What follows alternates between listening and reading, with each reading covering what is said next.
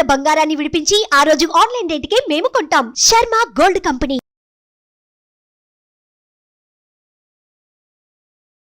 నమస్తే, సుమన్ టీవీ ప్రేక్షకులకు స్వాగతం. మనతో పాటు జ్యోతిష మహోపాధ్యాయ డాక్టర్ పద్మజారాణి గారు ఉన్నారు.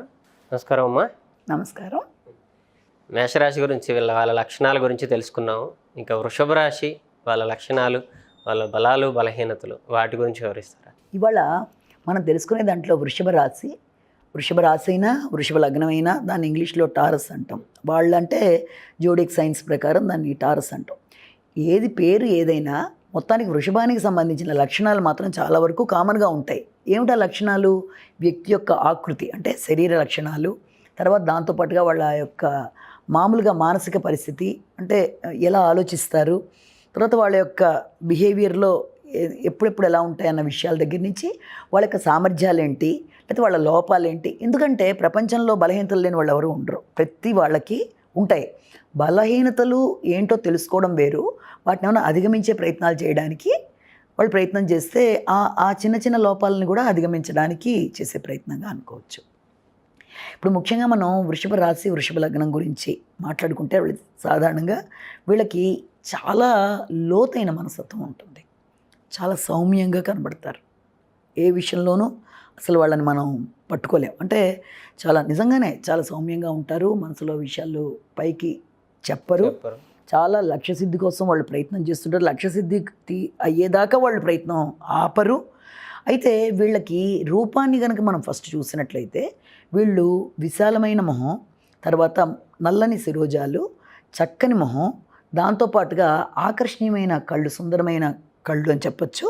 తర్వాత దాంతోపాటుగా వీళ్ళ యొక్క మంచిగా పుష్టిగా అంటే శరీరం అలా ఉంటారు వాళ్ళు. ఆ రకమైన మంచి విశాలం భుజాలు బాగుంటాయి, శరీరం ఆకృతి అంతా బాగుంటుంది, చక్కగా ఉంటారు. అయితే దీంతో పాటుగా వీళ్ళకి ముఖ్యంగా తీసుకోవాల్సింది ఏంటంటే వీళ్ళ దాంట్లో గొంతు, కంఠానికి సంబంధించి, తర్వాత స్వరపేటికి సంబంధించి సాధారణంగా ఇబ్బందులు ఎదుర్కొంటూ ఉంటారు వీళ్ళు. గొంతుకు సంబంధించిన అనారోగ్యాలు అనుకోవచ్చు వీళ్ళ దాంట్లో. అయితే వీళ్ళకి సంగీతం అంటే చాలా ఇష్టం. సంగీతం కానీ, లలిత కళలు కానీ, అది పోనీ యాంకరింగ్ ఇలాంటివన్నీ అనుకోవచ్చు. ఇవన్నిట్లోనూ వీళ్ళకి చాలా మంచి ప్రవేశం, ప్రావీణ్యత కూడా ఉంటుంది. అయితే వీళ్ళకి ఆభరణాల మీద మక్కువ ఎక్కువ. అది ఎలాగన్నా కావచ్చు. ఆభరణాలు అంటే సాధారణంగా బంగారాన్నే బంగారం అనడానికి లేదు, ఎనీథింగ్ అలాగా అలంకరించుకోవడం అని అనొచ్చు. అలాంటి వాటికి ప్రాధాన్యత ఎక్కువ ఇస్తూ ఉంటారు. కానీ వీళ్ళల్లో విచిత్రమైన సంగతి ఏంటంటే చాలామంది ముఖ్యంగా వీళ్ళు లక్ష్యసిద్ధి కోసం పోరాడతారు, మనసులో ఉన్న భావాన్ని వ్యక్తపరచరు, చూడడానికి చాలా కామ్గా ఉంటారు, ఎవరితోనూ గొడవ పెట్టుకోరు. కానీ చాలా విషయాల్లో వీళ్ళకి కోపం ఉంటుంది, కానీ పైకి మాత్రం ఎక్స్ప్రెస్ చేయకుండా చాలా కనబడకుండా చేయడం మాత్రం చాలా గొప్ప విషయం. అంటే ఎప్పుడో ఒక్కసారి బరస్ట్ అవ్వడం జరుగుతుంది, కానీ అది కూడా రేరే చెప్పాలంటే. అంటే అన్నిటికంటే ఏంటంటే వీళ్ళకి అభిరుచులు ఉంటాయి కొన్ని. అంటే అది ముఖ్యంగా ఎంత లక్ష్యసిద్ధి కోసం తాపత్రయపడుతున్నా వాళ్ళు ఎక్కువ ఇంపార్టెన్స్ ఇచ్చేది దేనికంటే రుచికి, ఇంద్రియ తృప్తికి, సుఖానికి, తర్వాత వాళ్ళ యొక్క లైఫ్ స్టైల్కి వాళ్ళు చాలా ప్రాధాన్యత ఇస్తారు. అంటే కాంప్రమైజ్ అయిపోయి వెళ్ళరు, అవి కూడా తగ్గరు. వాళ్ళకి ఏదన్నా వాళ్ళ దాంట్లో వాళ్ళకి రావాల్సిన వాటిల్లో కనుక వాళ్ళ సొంతమైన వాటిల్లో ఏదన్నా చిన్న విషయం అంటే వస్తువు కావచ్చు, ఏదన్నా కావచ్చు, అందులో చిన్న గడ్డి పరకను కూడా వాళ్ళు పోనీయరు. వాళ్ళకి అంత క్యాలిక్యులేషన్ ఉంటుంది వాళ్ళ విషయంలో. సంప్రదాయానికి, సాంఘిక గౌరవానికి ప్రాధాన్యత ఎక్కువ ఇస్తారు. అంటే ఎలా పడితే అలా నిర్ణయం తీసుకొని వాళ్ళు ఒప్పుకోరు. అదైనా గౌరవంగా ఉండాలి, సంఘంలో గౌరవం ఉండాలి, అందరూ మనని యాక్సెప్ట్ చేయాలి అనే రకమైన మనస్తత్వం వాళ్ళకి చాలా గట్టిగా ఉంటుంది. అంతేకాకుండా ధనం, వస్తువులు, లాభాలు వీటికి సంబంధించిన విషయాల్లో కూడా వాళ్ళు చాలా ఖచ్చితంగా ఉంటారు. అయితే ఇంతే కాకుండా కొంత స్వార్జితం ఉన్నప్పటికీ కొంత కోర్టు వ్యవహారాల్లో కొందరికి పోయే అవకాశం ఉంటుంది, అలాంటివన్నీ కూడాను.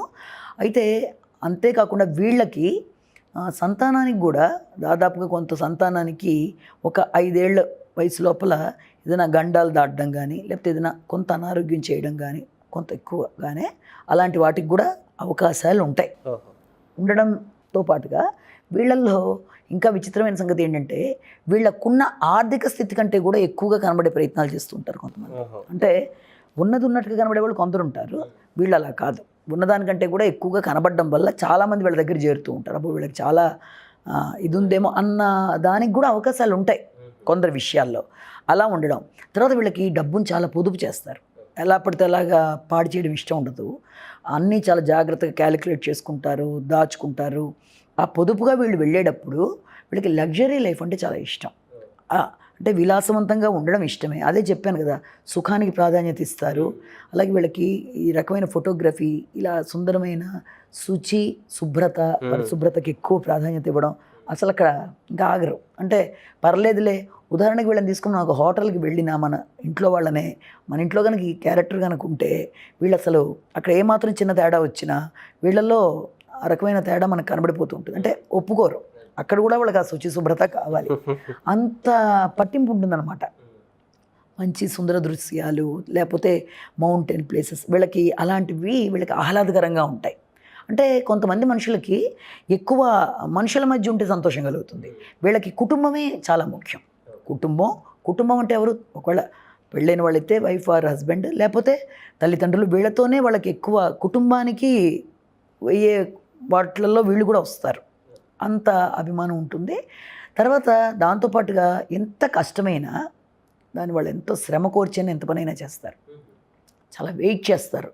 వాళ్ళు అనుకుంది సాధించేదాకా చాలా పేషెన్స్ ఉంటుంది. ముఖ్యంగా వీళ్ళలో చెప్పే పెద్ద ప్లస్ పాయింట్ ఏంటంటే వీళ్ళకి చాలా ఓర్పు ఎక్కువ. ఎంత ఓర్పు అంటే ఎవరు కూడా అసలు అంత ఓర్పున్న వీళ్ళలో ఉండే బలహీనతను అనుకోవచ్చు, లోపం అనుకోవచ్చు. వీళ్ళు అంత సౌమ్యంగా ఉంటూ కూడా ఆ కోపం ఏదైనా ఉన్న లోపల కంట్రోల్ చేసుకుంటూ తర్వాత లక్ష్యసిద్ధి కోసం ప్రయత్నం చేసేటప్పుడు ఎంత కాలమైనా అలా వెయిట్ చేసి కొంత సమయాన్ని కూడా ఇబ్బంది పడే అవకాశం ఉంటుంది. కాబట్టి అదొకటి వీళ్ళ దాంట్లో మనం అనుకోవచ్చు. అది నిజంగా చెప్పాలంటే పెద్ద బలహీనత ఏమీ కాదు. కానీ ఏంటంటే అలా ఎంతకాలమైనా ఎదురు చూస్తారు.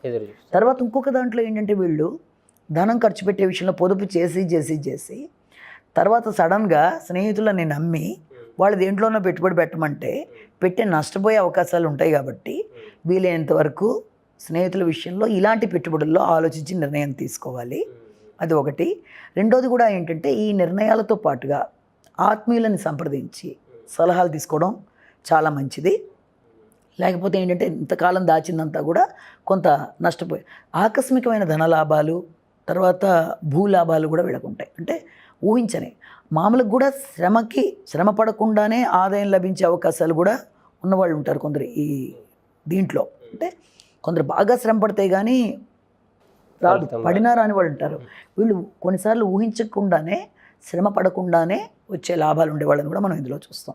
కాబట్టి ఈ రకంగా వీళ్ళల్లో ఉండే ఈ ప్లస్ పాయింట్స్, వాళ్ళ ఆకర్షణీయంగా ఉండడం, ఆకర్షణీయంగా మాట్లాడడం, సౌమ్యంగా ఉండడం, వాళ్ళ లక్ష్య సాధన కోసం ఎంతకాలమైనా కామ్గా ఉండడం, తర్వాత అన్నిటిని నిశ్చితంగా పరిశీలిస్తారు. ఇంకొక విషయం, వీళ్ళని మనం ఏదో మామూలుగా ఉన్నారు వీళ్ళేం గమనించట్లేదు అనుకునే కాన్సెప్ట్ ఏం కాదు. వాళ్ళు గమనిస్తున్నట్టుగా పక్కన వాళ్ళకు కూడా అర్థం కాదు. అంత చక్కగా వాళ్ళు కేర్ఫుల్గా గమనిస్తారు, సునిశ్చితంగా అందులో ఉండే మంచి చెడుని గమనిస్తారు, మంచిగా తెలుసుకుంటారు. కానీ మౌనంగా ఏమీ తెలియనట్టుగా ఉన్నట్టుగా కనబడతారు.